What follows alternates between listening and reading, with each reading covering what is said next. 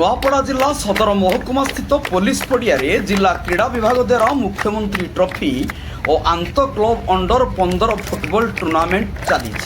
खेलर द्वितीय दिन में कमना football club Nuapada football club को 1-0 गोल हराई जिला क्रीड़ा अधिकारी राजेंद्र प्रसाद बढ़ई द्वारा आयोजित यह कार्यक्रम अतिथि भाव में जिला सूचना और लोकसंपर्क अधिकारी विद्यापति पंडा जोग देते खेल अध्यापक नेशनल महाविद्यालय प्रकाश कुमार साहू मैच कमिशनर हिसाब से खेल तदारख करते खेल शिक्षक मोहन महंत भरत प्रधान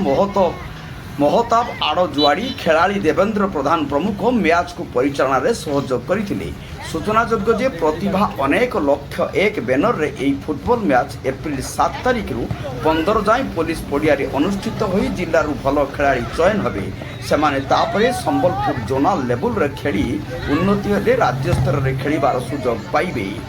नुआपड़ारू परमेश्वर मेहरन को रिपोर्ट जनता एक्सप्रेस।